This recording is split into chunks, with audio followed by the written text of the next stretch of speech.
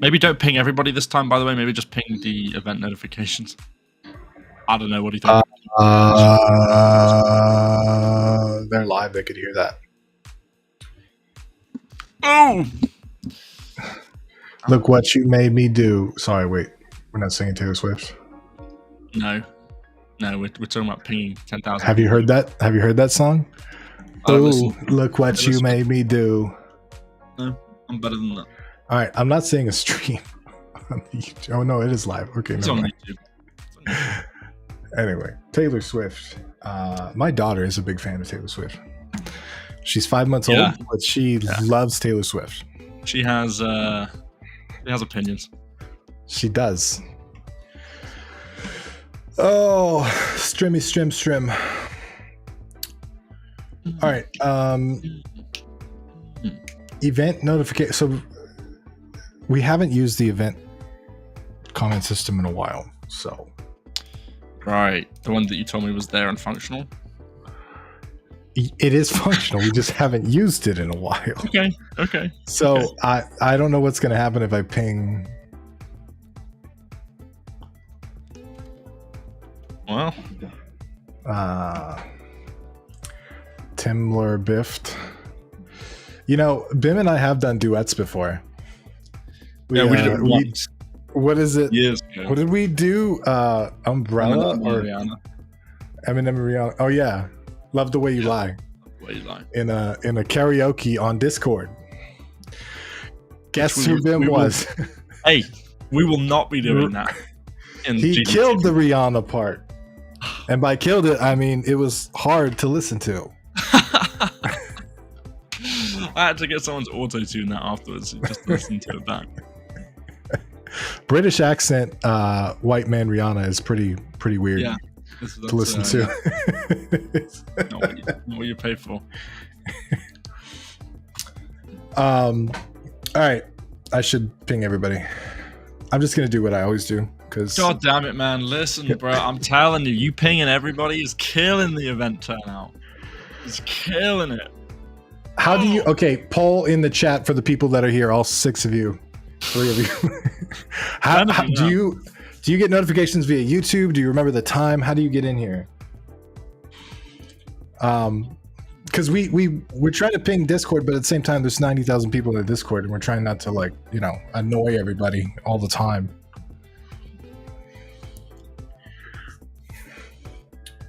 I'm gonna go and get a hat. I'll be back in a second. That's such a weird, random thing to just announce. I'm gonna go and get a hat. Unless he's trying to make fun of me, because I always wear hats. I don't know. He literally left. He's going to get a hat. You set yourself an alarm every 1:50 p.m. on Tuesday. Wow, you're dedicated.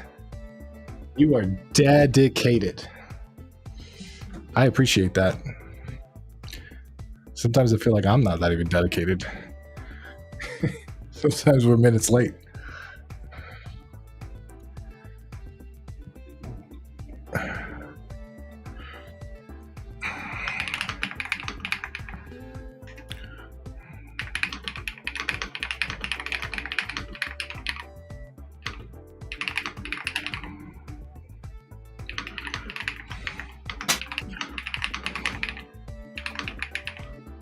I couldn't find one. God damn. You don't own a hat? I own a hat. I just don't know where it is. I don't own a head under my hat. It's just my hat. Tim, you failing to ping people has caused us to lose one person. All right. Well, I pinged everybody. God damn it, you did. Oh. You're welcome. So people are saying, so the writer, look how dedicated the writer is. Set myself an alarm. Oh my god! Like, look at that. We gotta step up our game. We do. We gotta set ourselves. We gotta set each other alarms. We're late all the time. Make a mistake. We have one fan, Bim. I'm so excited. Can you imagine what it's like to have 2 fans? That's double the amount of fans. That's 200% the fans. Yeah. Yeah, it is. So right now we're on 1,300% of our usual fan rate. Well, no, I just don't think a viewer counts as a fan. Oh, okay. Like somebody that like sets an alarm for themselves for the stream. That's a I fan. think that's a hardcore fan. That's true. Merc, Piero, Sinistrosi, ETM, how you guys doing? GNU, Thomas Rapp. I used to be a rapper. Every December. Still Wrap is. up gifts. All right, you ready for this? Tim, are we broadcasting your rap today? Are we revealing it to the public? West Philadelphia, born and raised in the playground. That's where I game most of my days. Building video games. See you guys in court. Outside of the school. When a couple of guys, they were up to no good. Started, I made video games. All right, we're going to start. For those of you who are about to witness my broken headphones, I apologize. My right ear is busted. Just fell off. So we're streaming like this today. Right here. Look at that. Look at that. Look at the dedication. Who shows up with their right ear busted? Me. Look at that. I'm fan number Look two. at that. Right, Welcome, everybody. Hello, world. My name is Tim Roswick. Bim killed my intro. He always does. But today we're going to talk about some level design, game design, and some fun stuff. 41 witnesses to the greatness.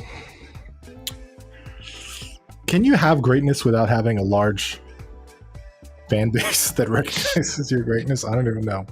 That hesitancy Okay. there. You didn't need to hesitate after that. All right. I'm not speaking about myself, okay? I actually, one of the first things that I thought I'm acting like I planned this, but really this came to mind. The Game Awards. Because here's the thing. I don't know if you guys have been paying attention to the Game Awards and the nominations and all that stuff, but I feel like it's a giant popularity contest. And they claim it's like best action adventure or whatever, but really it's like most popular action adventure, if that makes sense. Bim's just doing the robot. He's gone. Listen. Hey, you guys don't come here for Tim. It's that right here. Yeah, I can't. But like, I feel like a lot of like indies and stuff miss out on that kind of stuff because there's a lot of really good games that don't get a lot of promotion, and there's a lot of games that get a lot of promotion that could be better. But it sucks because I personally, in my neck of the woods, see a lot of really good stuff. I see a lot of really cool people working on a lot of really cool things, and when the awards go to like the most popular game that everybody played, while I get the thinking in that, right, because it's like, yeah, it was the most popular, it's also some stuff doesn't make sense, because I just feel like the terminology is wrong. Well, Tim, how do you think people, how do they get themselves exposed enough to even consider, hey, Wolfie, we got 5 minutes, we get 5 minutes of nonsense. Okay. And this is a serious stream. We're serious. You're saying good things. All right, Tim, you I was talking about Game Awards. Yeah. I don't know what Wolfie's talking about. Weird. Wolfie, I do need a new pair of headphones. You're right. Wonder if they would benefit from more nominees, at least more games would be recognized.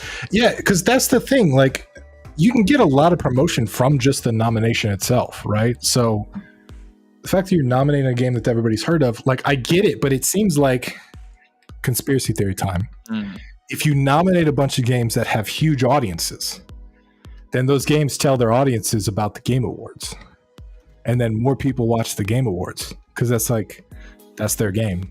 You know what I mean? Where if you nominate a game that no one's ever heard of, then you get a bunch of people like, what is this game? Which I think is the better option. But am I being silly? Wait, this hasn't happened yet, right? This is in December. The nominees. No, but the nominations, some of the nominations have come out. The nominations came out, right? Yeah. Right. Not the actual awards themselves. Elden Ring. Also, Power World didn't make that list. Okay. I know it's early access, but like, has broke records on Steam. Has anyone here played Astrobot? I heard exceptional things about this game. I never played it. I haven't even seen any gameplay of it, but I've heard amazing things. Yeah, same. I don't have a PS5, but Oh right, is it PlayStation exclusive? yeah, it's exclusive. Okay. Best audio design: Black Ops 6, a Call of Duty game. Wow. They Let's look at it. they had premium audio behind a paywall in the game, which is crazy. Never heard of that before. I don't know anything about it, but I know For real? you could pay to have an increased or an enhanced audio. I don't know if it was like a higher bit rate or I don't know what they were doing with the audio, but you could pay for like better quality audio in game, which is crazy. Actually, This timeline is getting weird. I know. Choose PL. I've played it. It's awesome. Yeah, I've heard great things about it. Yeah, and the award for best litigated game. Best litigated. It would probably. I mean, game that pissed Nintendo off the most. Yeah, you know. pretty crazy that DLC Right. of the game is nominated. Game of the Astrobot, Balatro, Black Myth, Elden Ring, Final Fantasy 7. Like, okay, this game came out like 20 years ago, dude. Hey, Okay, can't argue how with many of these games have you not heard of? Is my question. I Haven't haven't heard of this one. it. No, me neither. And I haven't heard know of what- the Balatro. I haven't heard of that, You I've wait, heard of you it. haven't heard of this? Are you kidding me? This has Huh? been all over Steam dude. for a year. I don't know what's still Alright. marketing. This looks cool. Best Yeah. ongoing game, Destiny 2. That's crazy. What, People still play that? dude? I used to be super into Destiny, okay? Who's But playing it turned Destiny into 2? Who's playing that? and- Hey, anyone in the chat playing Destiny 2? You're gonna get banned. I mean, you're not. played You're it. gonna It's get awesome. VIP'd. Here in GameDev.tv Game Awards. Arcane. Wait, what is best? Okay, these are TV shows. Yeah. Okay, I do agree with Fallout. Okay, Fallout Dude. was fantastic TV show. Fantastic. Couldn't get past second episode. Okay. I'll be honest. I didn't see this. I actually just started this last night. Believe it or not. I watched the 2 Okay. episodes. it Yeah, good? it's pretty good. I don't know anything about League of Legends, so I'm Right. judging it completely off the cuff. Best adaptation. Alex, what up? Nominating Balatro of Animal Well is insane. 7 came out 20 years ago. Rebirth. Alyssa. That is a great idea, Alyssa. Is great. I think we should do it. I think because here's the thing: if I said best, that'd be different than most popular, and I would Right. take that very seriously. Like I would have probably a most popular category or whatever, but like if I said best, like best narrative, yeah, best art direction. Because I feel like, look, if your game didn't sell 1 million copies, you don't even get considered for these lists, right? Yeah. Well, Like- that makes sense. You know, there's so many games. How could they possibly? You know, you got to give them a little bit of slack. Maybe not, but I feel like. I have a problem with the yeah. I mean, I guess there's no right way to do awards, but But I know what you mean.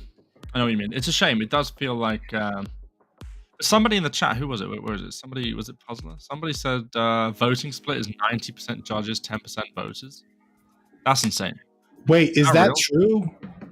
Let's find 'Cause out. that's- That makes sense. Like that's what I'm seeing. I'm seeing like it seems like a committee picked these, not like the people. So according to Wikipedia, which you know what I'll take as valid in this case, most winners are determined by a mixed vote from 90% of the voting jury and 10% of fan votes. That's insane.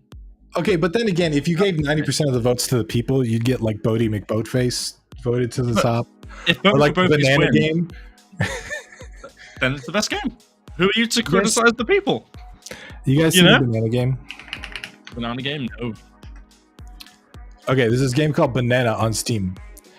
And at one point, this broke records. It was like the most played game on Steam. This is the whole game. So you click and you get a banana. But then every couple of clicks, you get like a rare banana. And the rare bananas are like super valuable. And there's hundreds of them. And so people are buying and selling rare bananas on the black market. This is as close as NFTs have come to being real.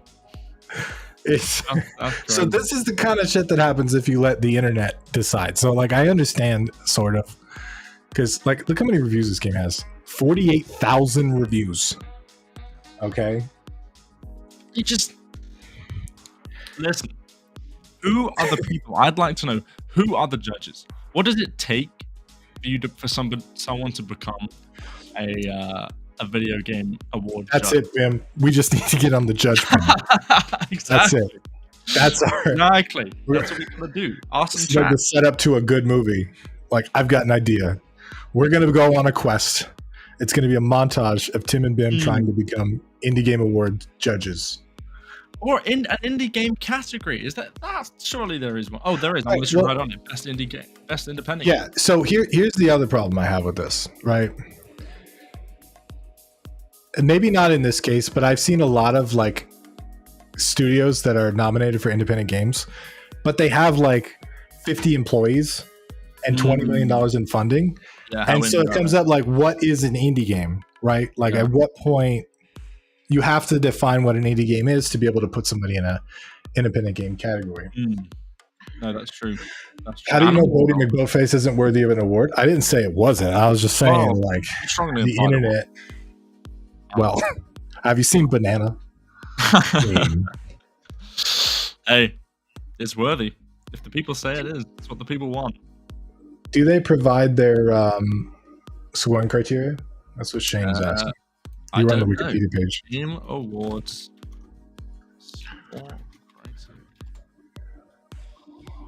Best action game. Best action adventure game. Is Silent Hill an action adventure game? Like, I don't know about that one. listen, I haven't played this, but as far as I remember, action adventure isn't how I would classify Silent Hill. That's a little. So, Yeah. like, Silent Hill 2 is a survival horror game. What is this? This is the best. C. I can't see the criteria. C. This is what I'm talking about. It just seems like this is trying to turn into like the Grammys. It's just like a show, you know, like a whoa, look at this cool stuff, Yeah. which is cool. You know, celebrate games. Games are awesome, but I know a lot of people working really hard that deserve some recognition. You know, a lot of game devs make a lot of cool stuff. Not even Reddit can seem to find Black Ops 6. most anticipated. Yeah, well, What? There's a category for that. You win an award before you even come out. it's a That's popularity contest. I'm telling you. What? It's- What's happening here? Just making up categories for the sake of it. Content creator of the year? Like, what is this? Dude, I just feel like they're trying to get eyeballs on their thing. That's what I feel. Sports. GameDev.tv Awards. This is the second person who's commented GameDev.tv Awards. Listen, you guys show up to the feedback event in December.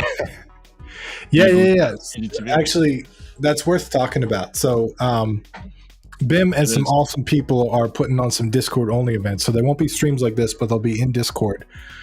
Yes, sir. One of them is a feedback event, which is super cool. You can get feedback on your game. There's a new feedback channel in there where you can post stuff ahead of time. But there's a couple other events that we're trying out for the next few months, and we're going to see who's interested in getting their stuff looked at. Got one this Friday, actually, 2 days time. Just a little chat in Discord. We're talking about our game dev inspirations. We're talking about what got us into game dev. It'll be a chat-like structure, like a stream, but it'll be in Discord specifically. And then on Friday, December 6th, we got it. Tim is massive, and I am tiny while I'm speaking. 5'5". Oh my gosh.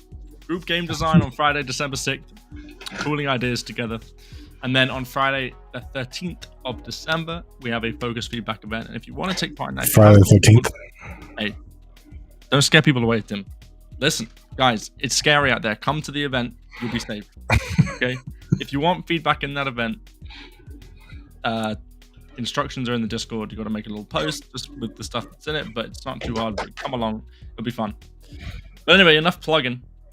I feel like Game Awards should not be a celebration of all games, just giving the same big awards in 5 different categories. I agree with that, and I don't want to turn the stream into Tim has an opinion on Game Awards, but like I don't know. In our community, we see so many people putting so much work into their stuff, and I agree that putting a lot of work in something doesn't necessarily mean you make something good. I agree with that. Like you can spend a lot of work on something and it just not be good. Let's be real about that.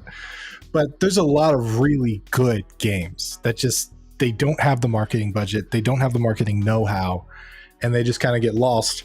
And so when people say like best, and it's the 5 you've heard of that actually made it above the, above the fold, like, I don't know. Those games don't need the recognition too. You know what I mean? Like they've sold millions of copies already. So I don't think the people of the Game Awards have some kind of moral responsibility to game devs. But I just like, if I were to do this, I'd focus on like people that deserve it from a design standpoint or from like an audio standpoint, not just pick the top 10 most popular and then figure out which one of those fits the categories, you know? Yeah. Well, listen, we could spend all day chatting about the Game Awards, but listen, before the stream, me and Tim, we were talking about game design. But before we get to that real quick, we just had a quick question. New website keeps crashing. Tim, what do you think?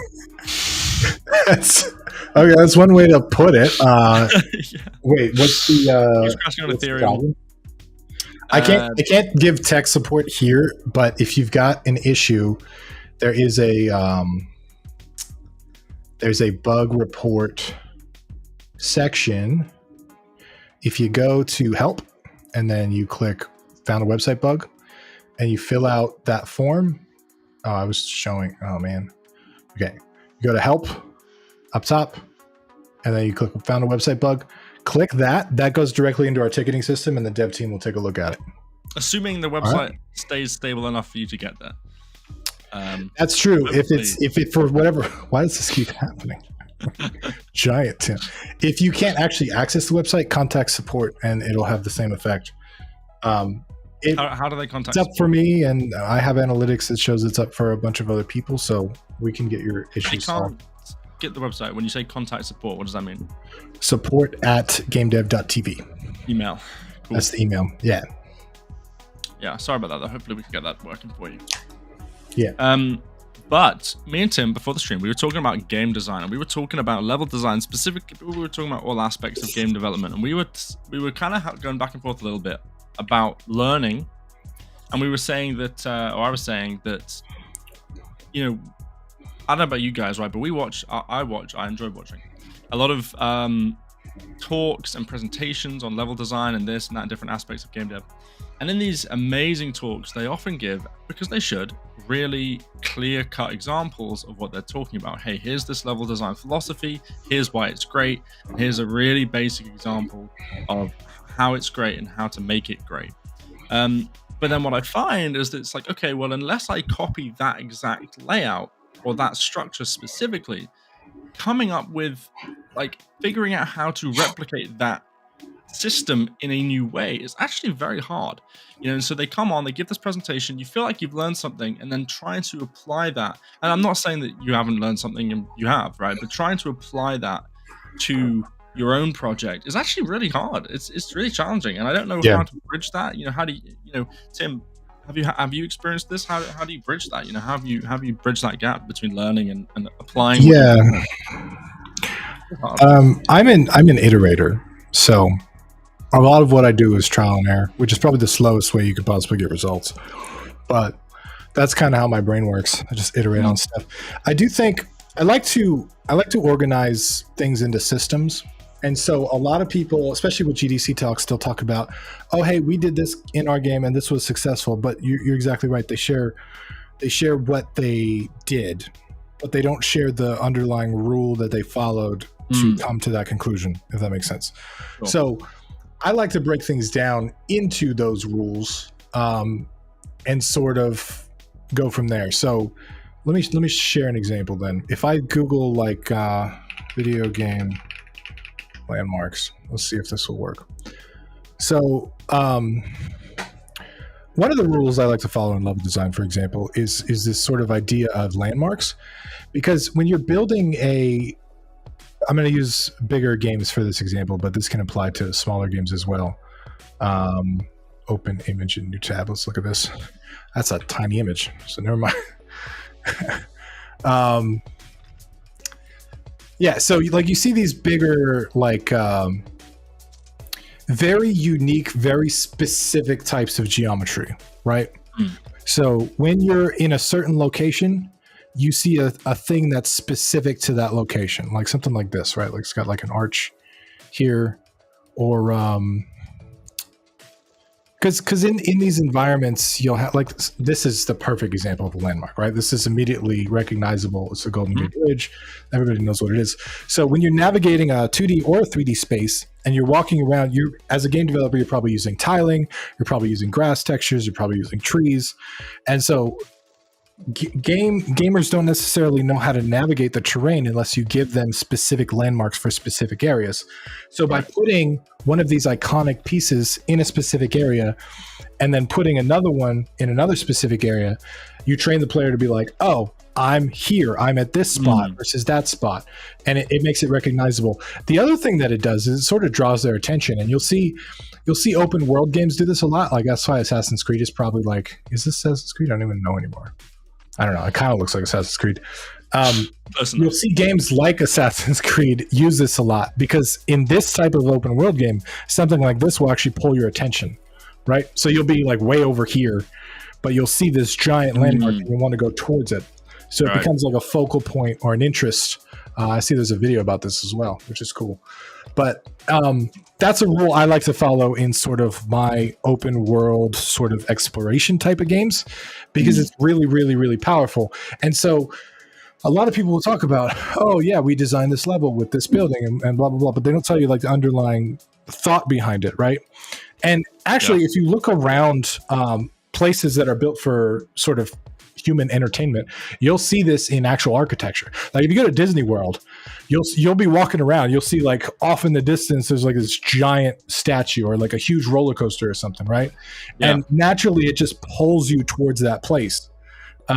Universal Studios is like this. A lot of the theme parks are like this. They have like these big huge landmarks that like pull people around the park, and they're built sort of with psychology in mind to do that. So yeah, I think that's a cool technique. Yeah. Well, that's an example of a tip. Yeah, that's really useful, because it's that one is really easily applied to any game, really, in lots of different contexts. It's not context specific, right? Whereas, a lot of people, whoa, hey, Big Bim, the writer. There you go. There's your Big Bim. But yeah, a lot of people, they'll come on and they say, hey, here's how we made this amazing game that everybody loves. And then they'll give their really specific examples. Hey, in this really specific version of the game with this specific atmosphere and this specific thing, here's how we did this thing. And it's like, okay, great. Not really getting anything from that. Thank you. It's cool to hear nonetheless. And maybe there's a reason for that. Maybe they don't want everybody kind of just copying what they do, right? Maybe they don't want to give away their secrets, but I don't know. Something like GDC, you think maybe they would be more open to that. Well, I think human psychology is important in this too, and you'll notice that there's different kinds of designers, and I'm not saying there's only two types, but I've observed two different types. There's probably more, but one of them is sort of like a external designer. So they'll take references from the outside world and they'll say, I like this. They'll go on Pinterest, put stuff together, and then they'll assemble their sort of level based on external stuff that they see. The other one is a sort of intuitive type of designer, which sits there and is like, okay, I feel like this needs to be a wider corridor. I feel like something needs to be here, right? Some designers swap between those two mindsets in level too. Like sometimes you have to sort of jump between those, but it's important to understand that, because there's no design is like opinion. Like there's no like right way to do it, right? And even when people are giving GDC talks about their successful game, their specific thing they're sharing is not necessarily the reason that game was successful, right? Like they might be treating it as if it was, but there's a lot of Maybe other they don't reasons even why know it's what made it successful. Maybe they just, they I, just probably. I don't guessed think they do. right? And actually, Yeah. there's a bias for this. I forget what it's called. Possibly survivorship bias or something like that. But basically, maybe. People that are successful tend to share how they were successful, but they don't realize that there's a bunch of people that failed doing the same thing. Yeah. So that's the not what internet's made them just full of successful, that. right? The internet's full of that generally, isn't it? People saying, "Oh, if you want to be successful, do this. If you want to make a lot of money, do this thing." I did it, right? But then 99% of people will do that and will actually lose money or will suffer because of it, or will, it'll backfire. So I think, yeah, you're right. It's the same. It's the same process. Somebody's saying here that something not a lot of people talk about is the math behind game design. How do you come up with damage formula or XP curves? Do you take it from somewhere? Can you make one yourself? Yeah, something else people just completely forget. And nobody sees this. This is super important. And actually, I didn't realize how complicated this math was until I tried to make an XP system, and then I was like, "Oh, you can't just have 100 XP every level, because that doesn't feel good. You got to increase the amount of XP that you get from fighting stronger shit, but you also have to increase the amount of XP that it takes to level up. Otherwise, it doesn't feel satisfying. So it's like this. It really is this exponential curve where." And you don't want to hard code those values either, because that's what I was doing in the beginning. I'm like, all right, well, it feels good for 50 XP to be level 1, but then 100 XP to be level 2, but then 125 or whatever, and that just gets complicated. But there are algorithms that you can create to basically work on those curves. I can't tell you specifically, because when I was doing it, I was actually streaming it, and I had a mathematician in the chat that helped me out with some algorithms. So... It was Ben. Guys, if you need algorithm help, watch. Bim, what's 2 + 2? Moving on to the next question. Baz says, I like grayboxing to find out a nice flow in space and then use reference to fill the area. You see, grayboxing. See, that's another one of those things you see that's I think good in theory, but it depends on the game you're making, right? Is flow what you're going for on your level? Now, you might say, okay, well, maybe flow is this universal thing. Maybe everybody should graybox, right? But actually, what if you're making a game that's like a horror game, for example, that doesn't rely on flow so much as it does, atmosphere and immersion, and I've seen horror games that just take place in one room, right? So it's I think. I guess this just ties into the problem of there just being so much information on the internet, so much advice on the internet that sometimes you get very confused. But generally, yes, grayboxing is I would say that's a good starting point. Something I don't do enough. That's for damn sure. Yeah, I think there's some functional purposes to grayboxing too, which is specifically if you're working on a team with an artist and the artist doesn't know what to make. Doing something like this could be all right, well, if this is a dragon, right, and then we got the pyramids in the back or whatever. It gives you sort of a visual anchor to be able to develop the assets around. So it's super useful. And the other thing is it lets you iterate without... Game devs, a lot of us are very iterative. And if you're working on your own assets, building an asset to put into your level and then putting it into the level and realizing it doesn't work and then having to pull it out is very time consuming. So gray blocking allows you to sort of just flesh out the general rules of it and then come in and fill in the details later. Yeah, no, for sure. And the writer, you're saying, I think I should do grayboxing for furniture. I end up with very empty rooms way too often. Well, somebody was saying, now listen, I know the most of us here are indie devs. Maybe we're not working on a team. But something that I was listening to a YouTube video the other day on level design and grayboxing, and he was talking about how if he has a room and he knows he's going to send it to an artist, what he'll do is he'll graybox furniture, even if he doesn't want it there, because he knows the artist is going to put it there. And I would say that still applies even if you're working not with an artist. Just put stuff in, right? Because for example, if you know you need a table and a chair or whatever, I think I'm losing my point here. But don't leave these big empty rooms. I think, because it kind of defeats the point. Graybox, don't just graybox the big stuff, graybox the little stuff as well, right? Just get an idea, what's that? Right? Is there a table? Are there chairs? Is there this? What kind of room is this, right? It saves you time later down the line. And like you said, Tim, you're not making 3 chairs, taking them out, putting them back in again. This doesn't fit, take it out, right? So yeah, for real. The other thing is I forget what this is called. It's storytelling level design or something like that. Storytelling in spaces, but the idea that, because Bim, you and I had this when we were working on a game. we'd have rooms and we were like, what do we put in the room? I don't know, but it doesn't look interesting. Like, it looks kind of boring. And then we kind of flipped it back on its head and we were like, hey, what is the purpose of this space? Like, what is this? Right? Yeah. Is it like a thing? Is it a hotel? Is it a bedroom? Like, what it is? And then when we were like, oh, this is like a hotel room, then we're like, oh, we know what goes in a hotel room. Yes. Right? Like a bed, a dresser, a TV, like all those things. And it made the environments just feel so much better, I think. Yeah. And you're really good at this. I've seen like some of the stuff you do. When you start thinking in terms of like what's going on too, like like environmental storytelling, that's what it's called. So like it's so valuable in certain types of games because you can tell a story just based on what you put in a room, right? And there's a couple of games that are really good. Like Dead Space is great at this, but Fallout and a bunch of other types of games. You guys, I don't know if you guys need to hear this, but one of the things that I really try to think about, not that I'm an expert by any means, but something that a switch that I personally made in my development journey, because I started my game dev journey started with Hammer for like CS:GO, Portal, making like Valve games, modding Valve games, and one of the, I'd think to myself, okay, I want a room, and then in the room, like, what happened? Okay, some guy died, so there's going to be blood and there's going to be a body. But then I was like, it just never quite looked right. So instead I flipped the process around. And I was like, okay, well, what is this room first? And then what happened in the room? Like you were saying, Tim, right? It's not like a room where somebody died. It's a hotel room in which like, you have to define the context of this. What was the space before the event happened? And then what was the event? Not the other way around. Because then that way you have the context of the room. You know what assets you need. You know how it should look.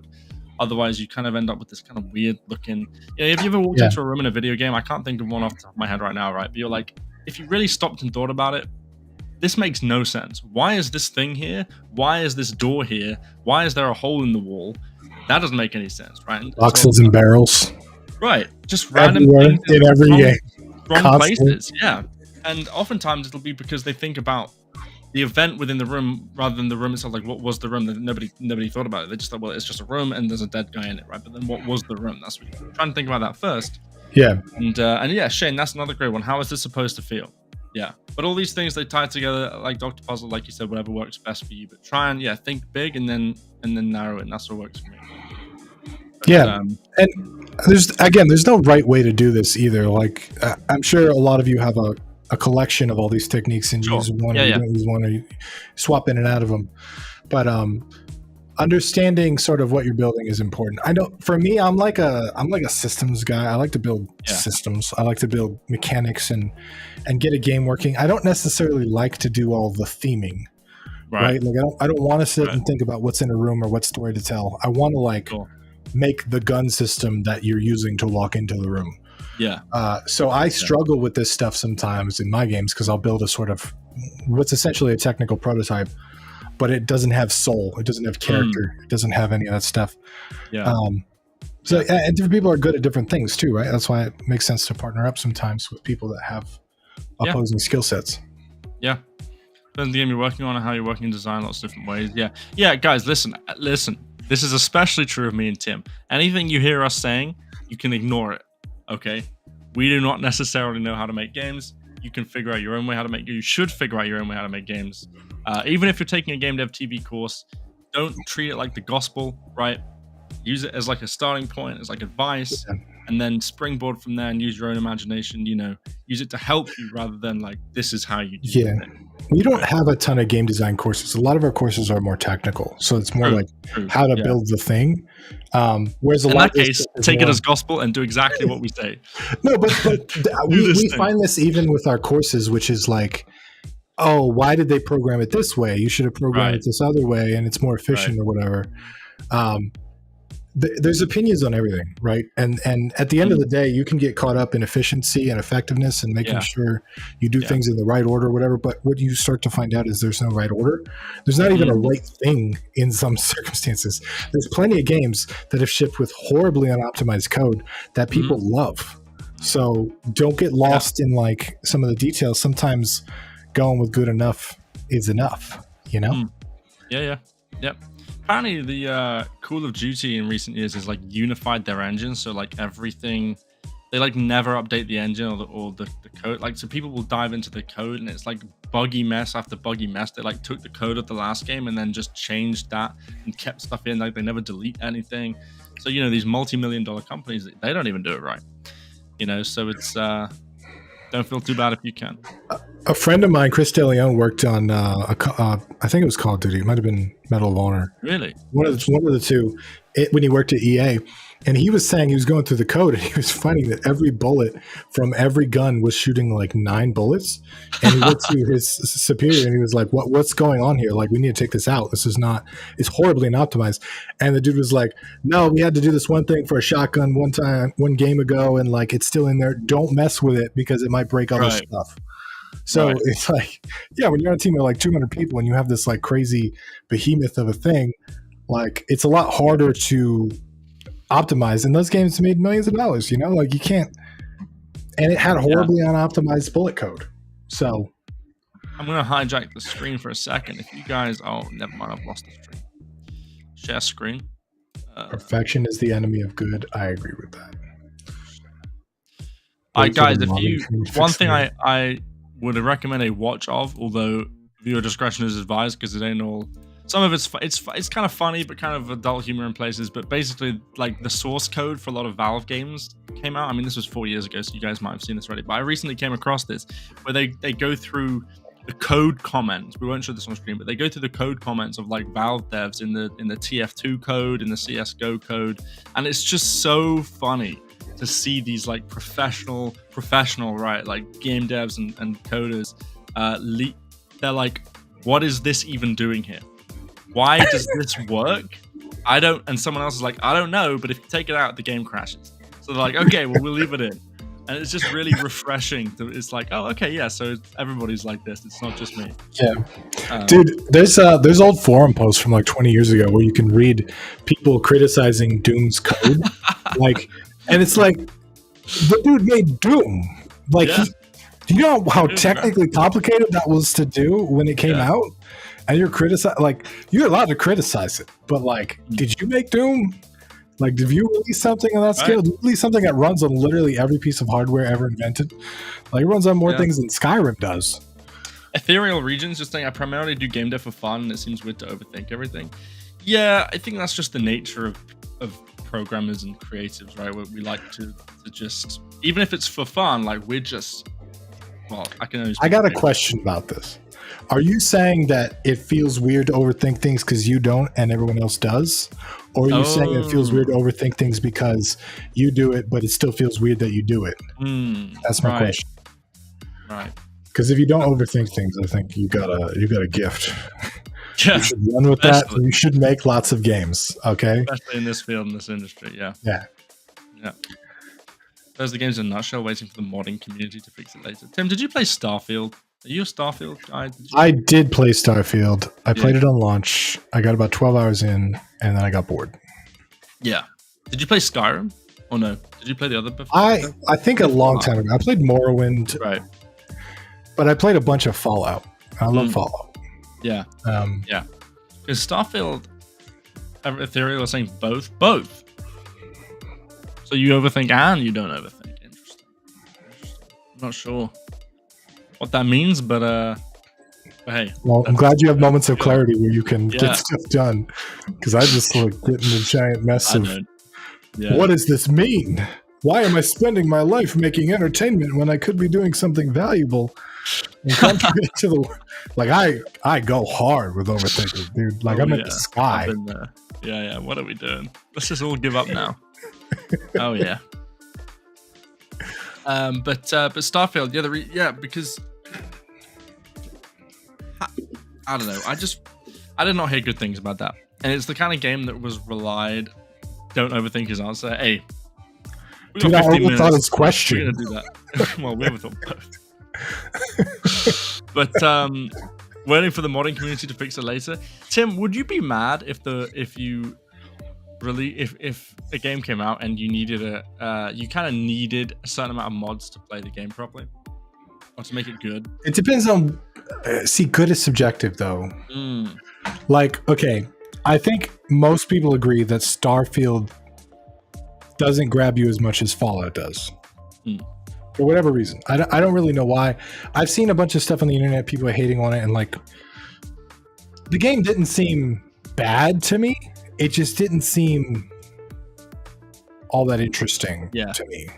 Yeah. You know, I was just like, So I think that's what people are talking about, because it just wasn't. It didn't hook me enough. And there was a couple times where I landed on planets and it's just like a giant barren wasteland, and I'm like, why am I just running around in emptiness?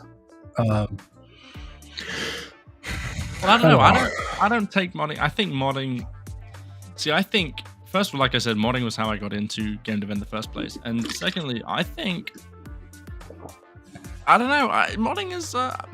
I'm back and forth on it. Kerbal Space Program. I spent thousands of hours in Kerbal Space Program. I don't know if anyone else here has, right? But part of the reason, in fact, the only reason I've spent as long in Kerbal Space Program as I have is because of the mods, right? They make it cool and fun and playable. And I've tried going back to KSP without mods, and it's like, oh my god, what even is this? I'm not playing this. But I still love the game, so it's like, I don't know. It's a double-edged sword. Should have been. I think mods are great. Yeah. Yeah, I don't. But good from the beginning, though. Did you ever play it stock in the beginning? Right, so no. So maybe never. Not well.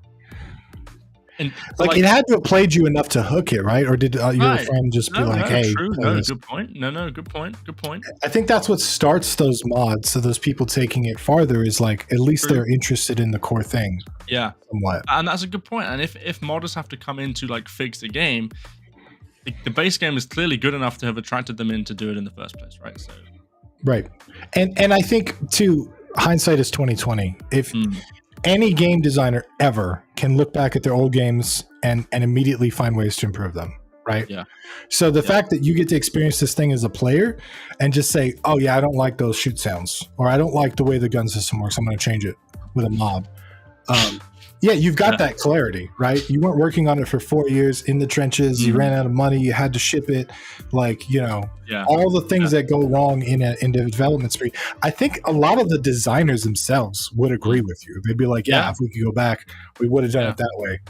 But you don't have unlimited time, unlimited scope, unlimited budget, right? So you gotta cut costs somewhere, or not cut costs is a bad word, but you got to like make a decision if you ever want to ship a game. You can't have unlimited scope. You can't have unlimited budget. You can't take unlimited time. So you got to like balance those out somehow to actually ship something. Yeah. Tim, for Fatherphobia, did you ever consider allowing players to build their own levels and stuff like that for extended replayability, or is that just never on the cards? I did consider that, but then there were several bugs with very specific geometry pieces that I didn't want to fix. Right, so right. I never got. Yeah. Never got. Because I feel like that's, if you really want to hit people with longevity, right? If you really want a replayable game, let people make the game themselves. I think there's a giant fallacy there, though.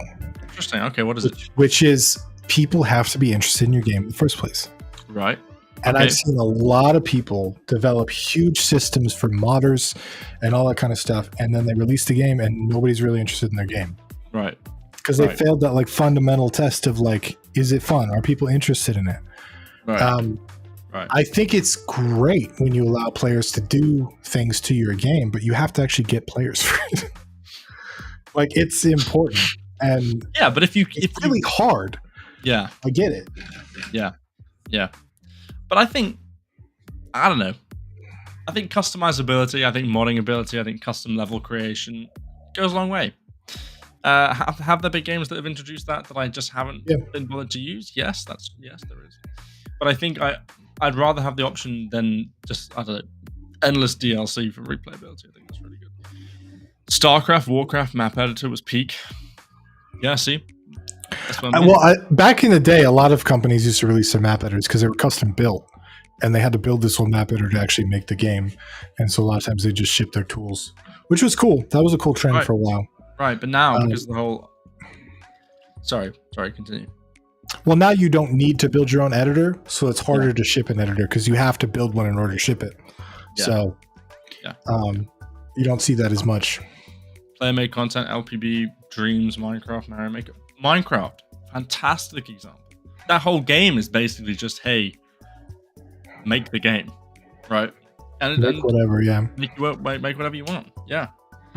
Really interesting. Is it player generated content? I don't know. PGC. Mario Maker, yeah, that's another one. Massively popular. Just make your own stuff. Well, see, Mario Maker came out of the modding community, right? Because interesting way people making ROM hacks. Yeah, right. It was huge on some of these streaming on Twitch and a bunch of places. They were doing competitive events for speed running these ROM hacks. It was you'd watch some of these streams, they get like 100,000 viewers of like people playing these crazy intense Mario levels that were made with ROM hacks. And so they just capitalized on that popular opinion about, you know, these things, and they made their own version, which is super cool. Like it's got a built-in audience. Okay, Mario is like the perfect thing to use for that because you know, people are gonna get players. Yeah. And it definitely increases the longevity of the game, but I just think that your game has to have legs before it can have wings, really. Right. You know. Right. Yeah, for sure. It's the kind of thing where if you're doing well, if you've got the player base already, then maybe think of, if you've done the game, right, you've shipped the game, you're thinking, okay, how do I keep people here? I don't really want to make DLC. Maybe consider. I don't know how many people here at that stage. Probably not many, but maybe consider further down the line. Do you guys ever consider making framework tutorials for Raylib or whatever? I don't know, Tim. Do we? We've got. I don't know if this answers your question, but we have an Unreal Engine course that uses Raylib, I believe. If you go to Black Friday sales on right now, by the way, all month long. Yeah. If you go to by the way, this is a really cool section of our website. We worked really hard to build this out, but you've got categories on this left side, but you also have software. Raylib is a piece of software right here. So you can just boop. And then this is all the stuff with Raylib in the website. So C++ Fundamentals has Raylib, and then the bundle, which is on sale right now. This is Black Friday only bundle that has this, which is super cool. So yeah. Big Tim's back. It's I really like that part of the website because for questions like that, it's super easy to sort of find stuff. Yeah. In this bonanza, hey, what dweeb voiced that promotional material? Get him out of here. We don't need him. He was yelling in his mic so much, it's a little clipping. It's clipping a little. It's clipping a little bit. Yeah. Hey, nobody told me to go back and redo it, so. In this bonanza. It was funny. I was telling Bim, I was like, for marketing videos, dude, you got to be excited because at first he sounded boring. I was like, you can't sound boring. Yeah. So in this bonanza, there's some cool stuff. So he comes back in this bonanza. Hey, at least I got people talking about it though. Hey, by the way, that clip. Well, you noticed it. That's the important thing. Is an item to player inspection system in a horror game worth doing anymore, or has it been too much? Wanting to use it for puzzle clues and tell a hidden side story. I assume you're talking about the Resident Evil. Well, I first saw it in Resident Evil 7, but that system in horror games where you pick up an item and then you can kind of rotate it around and look at it 3D. Is that what you're talking about, Baz? If that is what you're talking about, player inspection system. Yeah, maybe that's not what you're talking about, but I think maybe that is what you're talking about. I think it's definitely worth it. I love that system. Personally, I wouldn't not play a game that had it just because. I love the trade-offs in that. Yeah. Yeah. You really got to make trade-offs. Item inspection is great if you use it to actually do things. Sorry, the filter confirmed. Feature confirmed. You will see it soon. See it soon. There we go. You heard it here first. That's amazing. As people, yeah, kind of. Item inspection is great if you use it to actually do things. Devious, you're right. You're absolutely right. There were lots of times. Resident Evil 7, maybe I'm outdated, but I keep bringing this up, but did it really well where you had to rotate it. There was this one mini game in RE7 where you had to rotate a strange looking object to make a shadow on the wall. Right, there was like a light that cast and you had to rotate the object so that it made a shadow, and that was really cool. That was a really good use of that mechanic. So if you can come up with creative ways like that to utilize it, then for sure. I think a lot of people, Baz, maybe what you're worried about is a lot of games overuse it and don't do anything with it. I think that's the problem with a lot of systems generally that are overused, is that somebody will prompt the system and they'll put it in their game and it's really cool, it's used really well, and then because it's cool, people will copy it, but they don't do anything with it. They just kind of have it in their game, but it doesn't do anything. It's not real. It's called kitchen sinking it. There we go. Just adding stuff. Add stuff to the for thing. no reason. Because you're like, you know what? I need that system. I like that system. Yeah. It doesn't have a real purpose in your game. Yeah. You like it, so you put it in, right? But if you put it in, now listen, there's nothing wrong with that if it doesn't delay your game by 6 years. But if you put in a system that you like, try and think, okay, how can I be creative with the system? Why is it here? What can I use it for?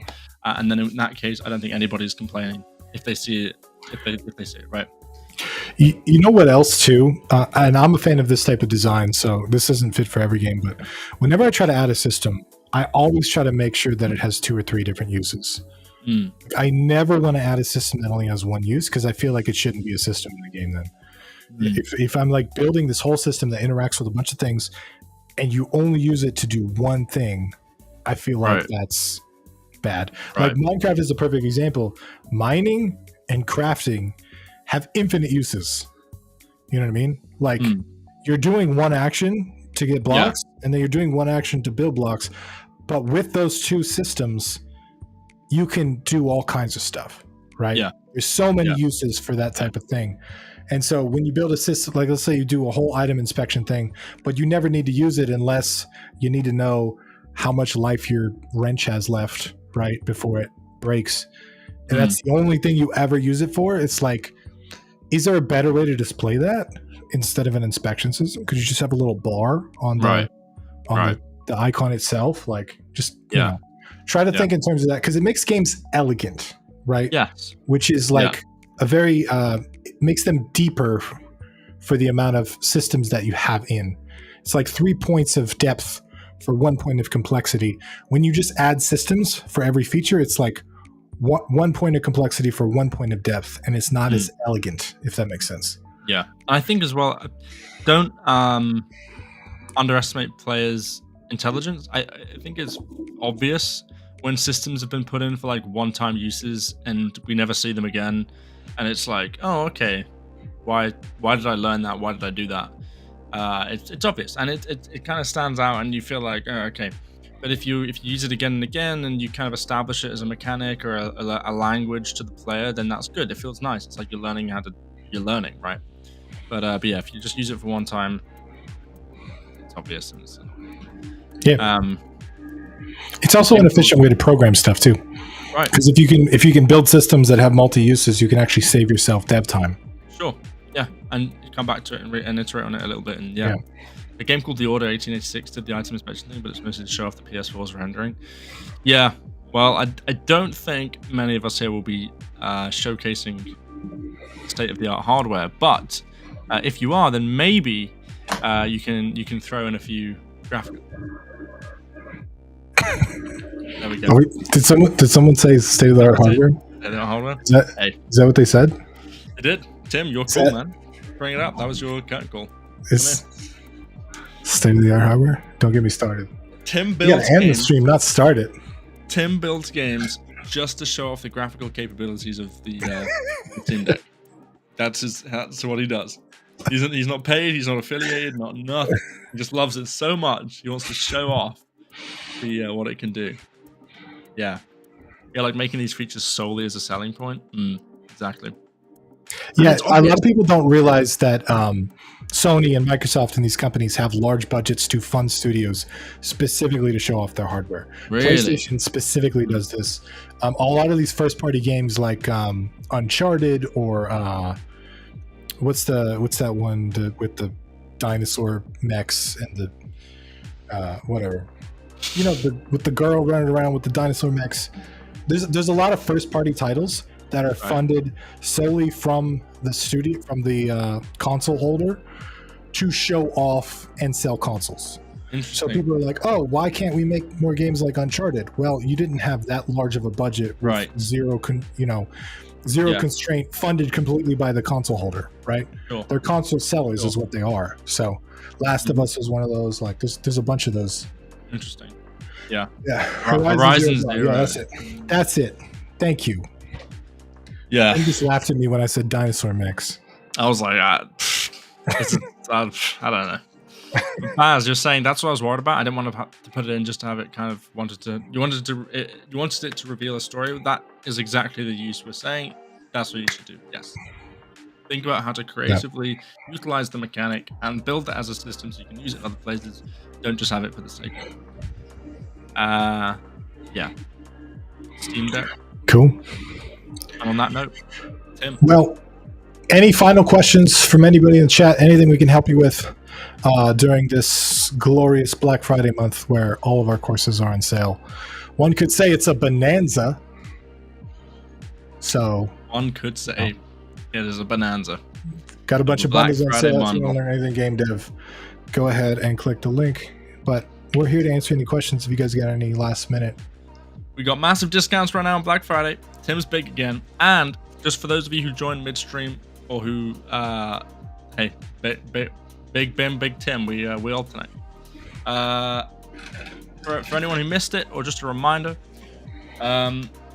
if you're not in the Discord, which I think you probably all are, join the Discord. Tim, can we link the Discord invite? Can we get a Discord invite? Yeah. It's GDTV. And then, what was I going to say? If you're in the Discord, fantastic. Make sure you sign up for event notifications. In the notification prefs channel, you can make sure that you get notified when the event starts, because we're not going to ping everybody every time the event goes live. We just don't want to do that. So we're going to ping event notifications, and then we got 4 events coming up. Well, no, this is the 4th. We got 3 events after this. We got 1 next week, and then we got 1 a couple of weeks after that, and then we got a feedback event the week after that. So if you want feedback on your game, or you want to just come hang out live on the stage channel, and we're going to talk about inspirations, we're going to talk about group game design, we've got all kinds of fun stuff, then come along. And Dr. Puzzler laughs and lifetime membership. Dr. Puzzler, we salute you. This is the schedule. Community hangout, that's next Wednesday. We got our game dev inspirations on Friday. Your screen isn't live, but thank you for trying. Now it is. Game dev inspirations on Friday, community hangout on Wednesday. And you can find these, by the way, by going in Discord, clicking on these 4 events right here. And then you can see the whole chat. You can even click the, where is the interested button right here. But yeah, we're trying to do more events. Please keep leaving your feedback. Let us know how you like it, which ones you like, which ones you don't. All that stuff. We're trying to engage with the community a little bit more. Hell yeah. Yeah, we're going to run regular events, so if you didn't get to any of these, or you didn't get to the feedback event that's going to happen, or you can't make it, we're going to be doing them again, so don't worry. And yeah, hope to see you guys there. Yeah, we're going to get Bim some new headphones too. Yeah. If you guys show up to the event. If not, he's got to deal with this. Exactly. Forever. If you guys don't show up to the event, Tim's going to break this one as well. All right, so, good. Do enjoy these. Thanks, guys. Hey, no worries. James Siggins, the writer. Thank you. Dr. Puzzler, thanks for hanging out, everybody. Have a good night, everybody. Boom. See you next time. Bim, you better get people to them streams. Oh, I will. Or else you're not going to have them headphones.